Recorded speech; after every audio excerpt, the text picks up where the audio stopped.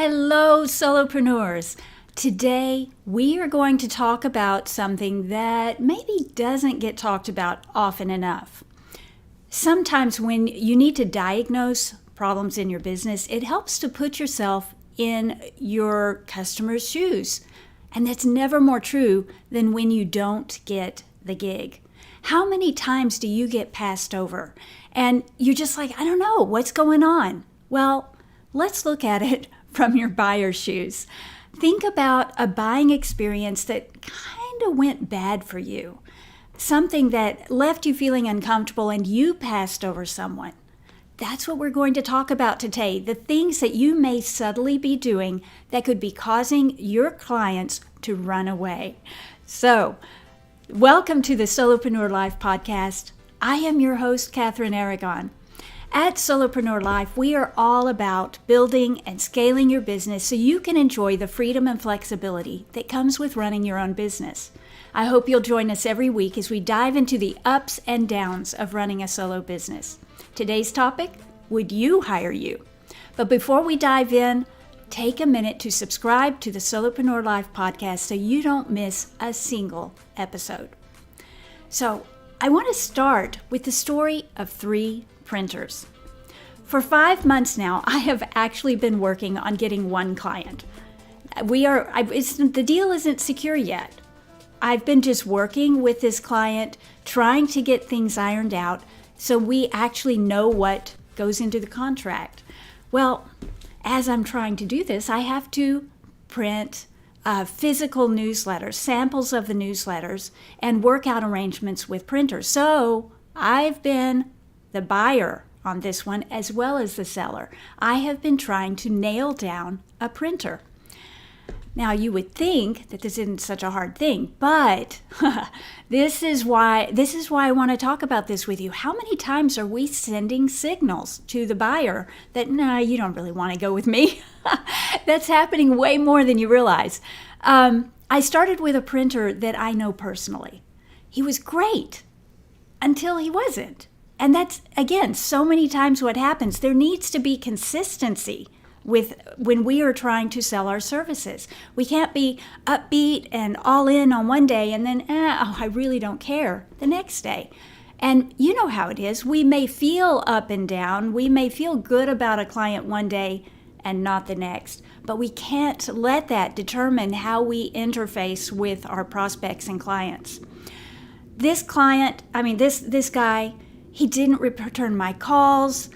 The samples felt like they weren't quite right. It took days and days to get an estimate. And then when I finally got an estimate, it didn't even look like the same project.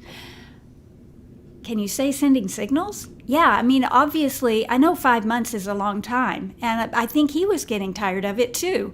But the project is what the project is, right?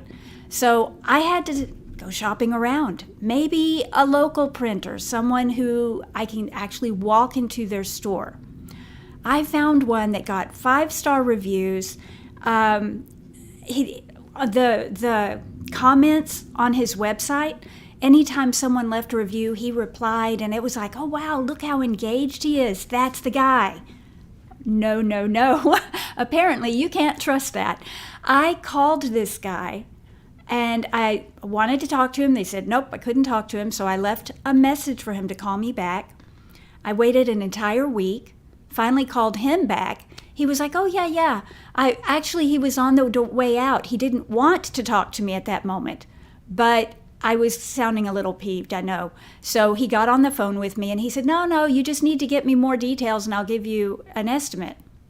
It's been another week, guys. No estimate. Can you say, I don't want to work with you any clearer than that? That is not how you run a business. Well, there was another printer who I found online, didn't have the artist background and all the stuff that made this first guy look really appealing to me. He's been so responsive. He calls me. He makes suggestions that are like, oh, wow, why didn't any of the other printers talk about that? Why didn't they give me their whole brain instead of just, I don't know, give me some details. Maybe I'll get back with you. Think about it. Is that the kind of business we want to be running? And I think too often we do. We get caught up in the grind of running our business. We are busy on the day someone calls us. We've got other plans. We're going somewhere. We're stepping out the door maybe. But that should never impact the way you run your business. Your clients need to feel like they are a premier client from the first time you talk to them. Because you know what? Anybody you talk to could become a client. Do they feel special? Do they feel like a premium client from day one? That's what's going to make them choose you. Now, all of these printers, well, the first two printers sent me a very clear message that they didn't value my business. Well, with that in mind, I actually got an email from a prospect earlier this week. He's someone who I just had an exploratory call with. He was then going to go talk with other clients of mine and, make sure that I could do what he wanted. Fine. Well, he emailed back and said, yeah, he wanted to move forward. Well, this was a crazy day. I was busy. I had a lot of other things on my mind. And honestly, I wanted to think a little bit more clearly about, okay, yeah, but how am I going to handle him so that I sound professional when I'm talking to him? Well, comes the end of the day and I'm looking back over my emails and I realize, oops, I haven't answered him. I need to answer this guy. And all the more because I'm dealing with these printers. And I don't want to send the same kind of message to this guy. I value this guy. I was just having a busy day. So I needed to get back on that email and return right away. Now, how many times are you sending signals to your prospects and clients that they don't matter to you? If you're not able to keep clients and if you're not able to get clients, this is an especially important question to be asking yourself. Would you hire you? If you were the buyer, getting treated the way you treat your people, good or bad, would you want to work with you? You've got to ask that question. These are the hard questions that we have to dive into, or we won't be able to grow our business. Now, let's move on. How do you make clients feel like the priority that they are? If we've established that you must make everyone feel like a priority, how do you do that? Well, always remember that without clients, you don't have a business. It's a hobby. You're just doing it for yourself. But that's the key. I want you to think about that for a minute. Are you doing your business for yourself, or are you doing your business for your clients? This is a thought that's been just rumbling around in my brain for the last week or two. Well, no, longer than that. I think it's been the last couple of months. It is so easy for us to get into this mindset, especially as solopreneurs. We're trying to make a living, right? So what do we focus on? Ourselves. That bottom line, we're trying to make money to pay our bills, right? That's a very selfish reason to be running a business. And if that's your primary focus, I promise you, you are going to treat people the way the printers were treating me. You're going to be having a good day. I got plenty of money coming in, so I don't need this client. Versus, here's someone else who needs my help. Can I help them? How can I help them? See the difference? One is all about the client. The other is all about you. We must not be running a business that's all about us because we won't get hired if that's the focus. We talk so much about getting clients. I want you to always remember that there's just as much value, maybe more, in keeping clients. Getting a new client is expensive. It actually costs more. And I know even if you're not doing a lot of marketing, there is a cost in time and effort and disruption to get a new client. Once you have a client and you've got everything working smoothly, they pay on time, you know what they expect of you and they know what you'll deliver. You've worked out how you work together. Man, that's so valuable. You can take care of that client with a lot less time and energy than a brand new client. So even if you aren't doing advertising or anything like that, it is cheaper to keep clients. So are you keeping them? Well, here's some things that you can do to make sure you can keep your clients. Number one, be responsive.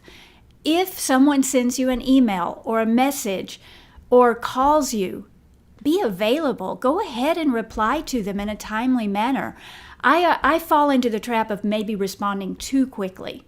And I'm going to, I think there's a balance. I'm trying to find that balance actually, because sometimes I just whip off the first thing that pops into my head. And later I'm like, oh, darn, it would actually probably look more efficient and professional if I had included these other thoughts in that first email. So I try to hold off just a little bit so I can actually have time to think about what I'm saying and make sure I include everything that needs to be said.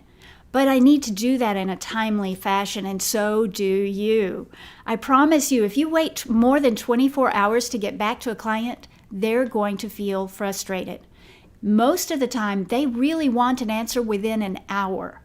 So make that your aim. But by the end of the day, have you replied to everyone who's reached out to you with something, even if the message is, I can't get to you right now, but I'll have something for you tomorrow. Or, you know what? This is a deep question. Let me think about it and I'll get back with more information. However you need to do it, give some kind of a response by the end of every day, preferably within an hour. Be available when people have questions, and don't ghost them ever. I hate being ghosted, and that is the best way you can turn me off. If I'm trying to hire you and you ghost me, how do I know that you're not going to do that in the project, when I have a question or when a due date comes up? I don't want to be ghosted, and neither do your clients. So let's not ghost them when we're the provider. Always give prospects and clients your very best. You want to treat them honestly, with integrity. You always want to deliver quality, like the highest quality you can do. That doesn't mean it has to be perfect. We've talked about that. Look back through the podcast for some of those episodes. But you do need to do your absolute best. Otherwise, they can sense that you're holding back, and they don't like it.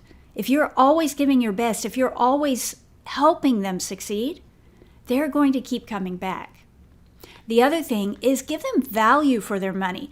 And this kind of goes with integrity and honesty. Price your services and your products fairly. This is something that, we're always comparing ourselves to other people, and we hear about other people who are making so much more money than us. Or we've taken a course and they promised us, you'll be making 6 figures with this service. You can charge X dollars per email or whatever. And honestly, a lot of that is just stupid. It is not even accurate. You need to work with where your prospect, where your client is, and you need to price yourself in a way where it's a win-win. It's not all about you. It's not all about them either. Both of you need to come out winners. And one of the ways you do that is making sure that whatever price you're charging, you are 100% delivering that much value and a little bit more. If you're not doing that, it's not worth working with you, because they can get a lower price with low quality somewhere else.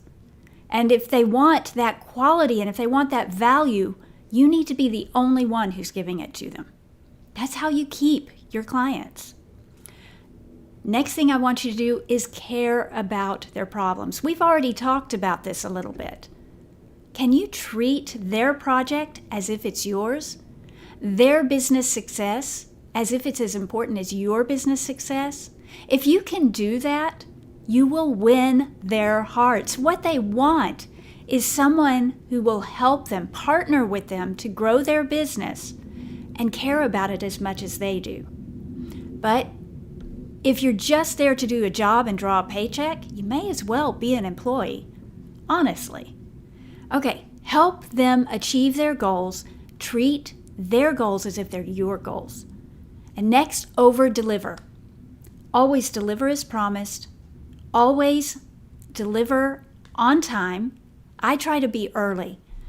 Double check your work before you turn it in. So many times people turn in work to me and it's clear it was a first draft. They're expecting me to do the review. They're expecting me to police them. No, if you're the professional, if you're the expert, You should know what the client needs. You double check your work. You make sure it's as good as it can be before you turn it in. And then turn it in with a few recommendations on, oh, by the way, this image would really go well with this. Or, hey, have you thought about adding this to this? Because that could really make this sing. Don't nitpick either. There are so many times it's like, oh, now you're outside the scope of this project. Well, if it's only mildly out of scope, why not add more value? Don't nitpick, and they won't nitpick with you either. If they understand that it really is a partnership, you can give a little and they can take a little. You can take a little and they can give a little, and it will work really well. You'll both be happy with a long-term relationship that's flexible. But you must over-deliver. You must make them feel like they matter. Now, here's what I want you to always remember. You're a business. Employees are only there for a paycheck. They take orders. They do as they're told. If you are doing that, if you are only in it for the money, if you are only in it to take orders and do as you're told, you may as well be an employee. As a solopreneur, you are not an employee. You're a business owner, and you need to act like one. When a client hires you, you become their partner for the length of that contract. You are the expert who they called in to save the day. So that's what you've got to do. You've got to understand their problem, and you've got to be able to come up with a solution and deliver it in a way that actually solves their problem. If you do that, you will never lose the contract. You'll be the one that always gets hired, and no one will want to leave you. You'll have to add extra people to your team just to manage the extra work because you're going to be the go-to in the industry. I promise you that. You must work with your client, not for them. You've got to make them feel special, and you've got to solve problems they didn't even know they had. But you need to start doing that even before you're hired. Think like the third printer, not like the first two. Be responsive, be there, answer questions, raise issues that they didn't even know existed. Now, those first two printers were not responsive. They did not give me their best, and they didn't care about my success. One printer stood out, just one. You need to be that same one, because you'll be the guy who gets the gig if that's how it goes down. Listen, think about this. I want you to spend some time thinking about how you work with your prospects and clients and really everyone who you come into contact with professionally. What signals are you sending to them? Are you leaning in, kind of excited about the project, or are you acting bored before you even get the gig? Don't be that guy. Don't be that printer. You know, your attitude can make all the difference. So this week, spend some time in your own head. It's a good thing to go in there every now and then, right? Do you care about your client's success? And if not, why? Why can't you get on board with their success? Does it show that you care? And would you hire you? That's the real question. Make sure that you would at all costs, and you're going to get those gigs. What are you doing to grow your business? What are you investing in your own growth? The Hub is our Solopreneur Life group coaching community where you get ongoing training, support, and access to me and other solopreneurs who are as committed to you at growing their business. Take a minute to visit solopreneurlife.com/join hub. That's where you're going to find the community that you need to help you grow. And don't forget to subscribe to the Solopreneur Life Podcast wherever you tune in. Join us next week for another smart episode of Solopreneur Life Podcast. And until then, stay awesome.